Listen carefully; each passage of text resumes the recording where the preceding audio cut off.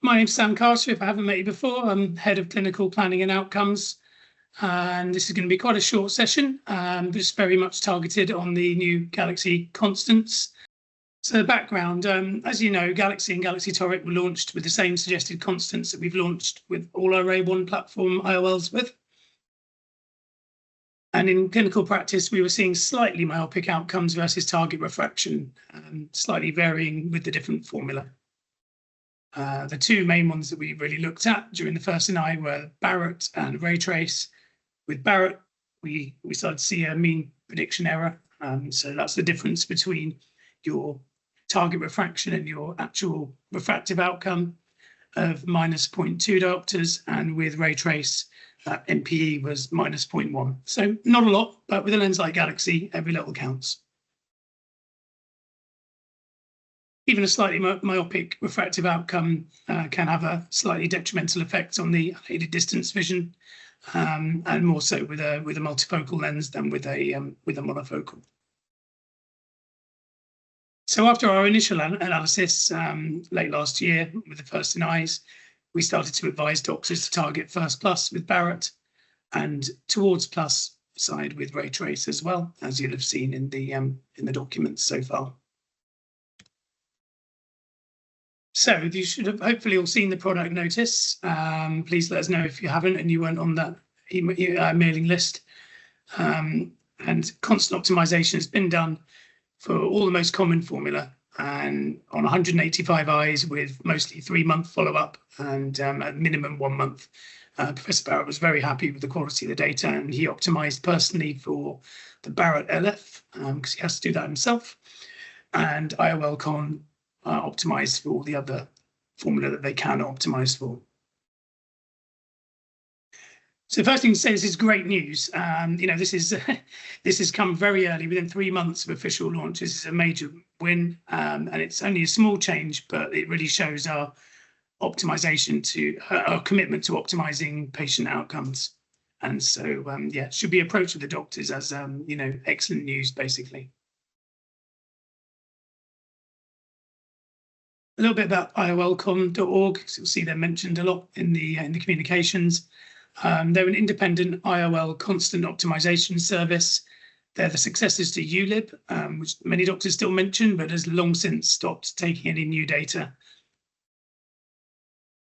They optimize constants using their own method, and it's the gold standard basically in the industry. And they can optimize for any formula that have released the code or whose formula owners have supplied them directly with the data they need to allow them to do that. The newly optimized Barrett LF has been actually adopted as the Rayner constant, and we did exactly the same with the EMV. This is because IOLCon can't optimize for Barrett, and it's so widely used, we really need it to appear on this screen that you see when you go onto IOLCon.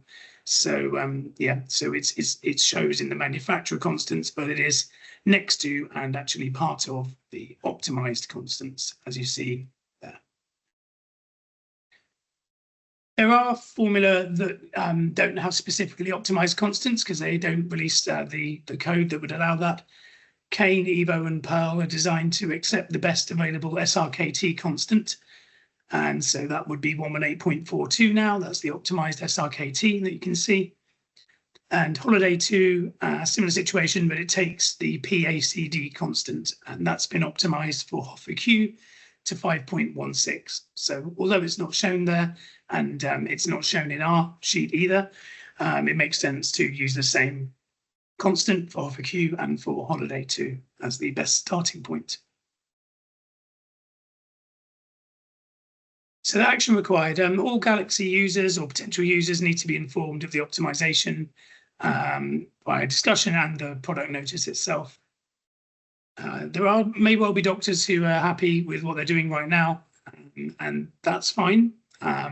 If they are unsure, I would lean them towards adopting the optimized constants, but if they are sure they would like to continue doing what they're doing, that is fine. If they're getting good results, then we don't need to change what they're doing. But essentially, most doctors would be pleased to have this information. They will probably have seen very slightly myopic outcomes versus target and will switch to these new optimized constants. It's critical that all members of their clinical teams know about the change, not just the doctor or not just an optometrist, everybody who might be involved in calculations, and every device that might be used needs to be updated in full to avoid any inconsistency. Recommend changing the lens name, either adding a new lens completely or editing the name if they are sure they don't ever want to see the old constants again, and putting optimized in the name of the lens to remind the clinics about the targeting. If they're really forgetful, make it optimized brackets target 0. I've seen that before. Whatever works to make sure that they remember the new targeting that they'll need to do. So as I just said, it's going to now mean the whole point of an optimized constant is that you can target exactly what you want to achieve. And with Galaxy, that is 0. That is emmetropia. Either side, just target as close to 0 as you can.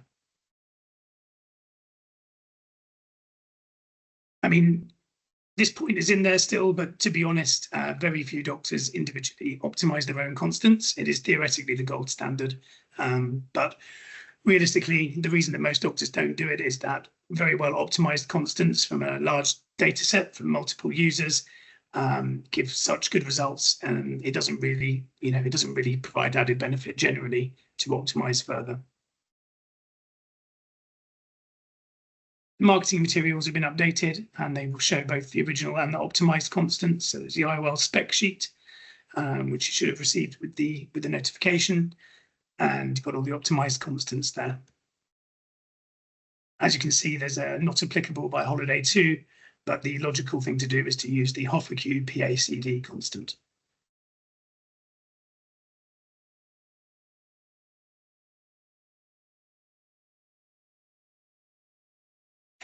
So entering a constant into a biometer, first of all, for current users, make sure that they want the optimized constants and that they've agreed and that they know that they must target closest to 0 with these constants.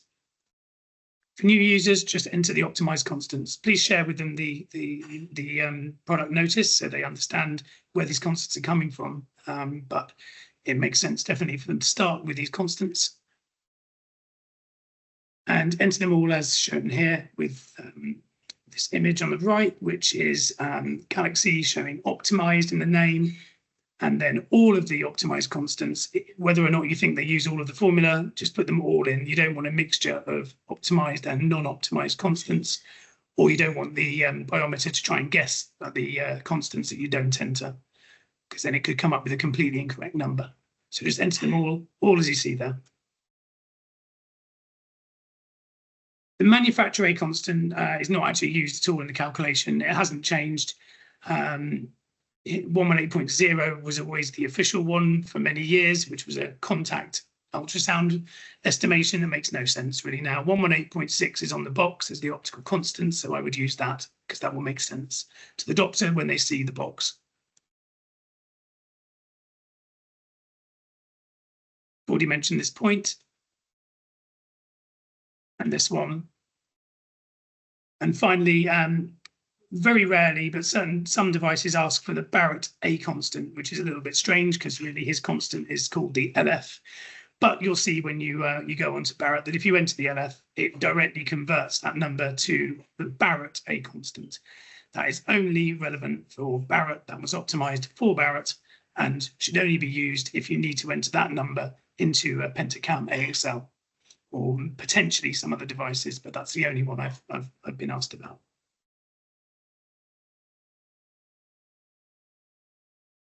And of course, repeat the same process for the Galaxy Toric. So ray trace has been updated to reflect this small change, and you may have noticed that over the weekend. It doesn't actually use an exact formula constant from the list you've seen, but it's been adjusted based on the changes in the optimized constants. And you'll see this advisory message, which is exactly the same as you see for EMV. As it happens, the optimized constants were virtually identical, and so the adjustment is the same. A 0.16 average reduction in IOL power, which is mentioned there. that equals a 0.1 change in the expected refractive outcome, which is probably what the doctors are thinking about. And that's exactly in line with that mean prediction error that I mentioned before of minus 0.1, which was observed from the first in eye data.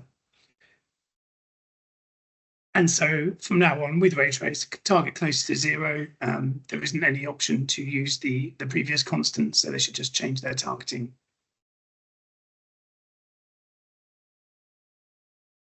Quick look at the effect of the optimized constant on Barrett, which is a little bit more because it was the one that had the larger mean prediction error. Here's an example of a roughly average eye. Obviously, there's no such thing really, but this is a pretty normal eye where the difference between using the old constant and the newly optimized constant was 0.22 diopters in the expected outcome. So again, just in line with the observed mean prediction error of minus 0.2 that we were seeing. If you look at a long eye, you'll see that the difference then in the expected outcome between old and new is less, about half actually, with this very long eye. And that's why really it's preferable for the doctors to use the optimized constants rather than doing a targeting fudge, because that targeting fudge doesn't change with the length of the eye unless they're really thinking about it a lot. But the effect of this constant change does change with the length of the eye. And in the other direction, yeah, the opposite's true. So with a very short eye, you see a difference of 0.33 diopters. So again, just really kind of just arm you with a reason why it's worth, in general, for them to use the optimized constant rather than just targeting plus 0.2 either side for all eyes. This is a more accurate way to get the best possible outcomes.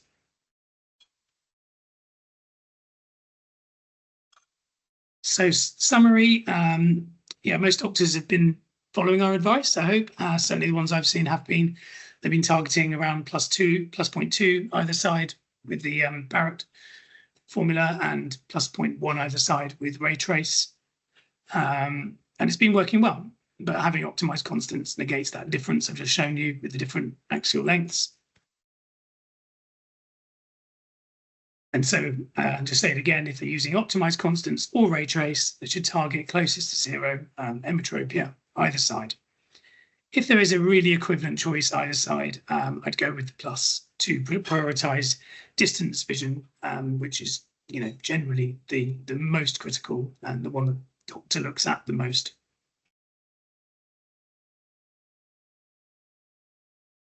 If doctors get these optimized constants or start using ray trace and suddenly start targeting like first minus, minus 0.2 on average, just because they've switched, that would be allowing for a bigger change than there has been, and that could lead to slightly myopic outcomes. They should only change to closer to 0. Because that ideal post-op refractive outcome is 0 with a subjective refraction. The refraction will show more myopic on the autorefractor compared to the real subjective refraction. Minus 0.6 diopters on average, more myopic, but that can be quite device dependent. I've seen up to minus 1 diopter on the autorefractor when the patient was subjectively emetropic and with perfect distance vision. And that's not, that's not only this lens and EMV, it's plenty of other lenses in this same space. So clinics should, first of all, not use the autorefractor as a guide for starting their subjective refractions. They should start where they targeted, and they should push towards the plus to find where that best vision ends, rather than being somewhere in the middle of a plateau of good vision that we very fortunately get with Galaxy. And that, again, is a similar technique that they would use with the EMV. If doctors have been seeing more significant myopic refractive surprises, as shown here, that was not caused by the constant alone. That might have been a very small contributing factor, but something else was behind that. They can be caused by all kinds of things, and there is natural variation with every formula and every eye. but retained OVD behind the lens optic is by far the most common cause of significant myopic surprise with RayOne lenses. You've probably heard me talking about that before. Galaxy and EMV have very similar or the same optimized constant, depending on which formula you're looking at. That does not mean that all the other IOLs in our range should adopt these constants. There's different optical reasons. It's coincidental they've ended up so similar, but it does not apply to trifocal, RayOne, and Toric, the other lenses. Prof. Barrett says he'll very soon add Galaxy to his online calculators, but did point out that in the meantime, EMV can be selected as the LF is exactly the same, so it'll give exactly the same result. And by selecting EMV, you'll see the 0.75 diopter still increment. So that's the best thing to do for now. As I mentioned before, any complex calculations or patient selection queries, please do email them to the IOL Calcs inbox. But I hope that with this nicely very early optimized set of constants and update on ray trace, that the vast majority of calculations will be easily done by the clinics themselves, and hopefully queries will be much reduced as a result.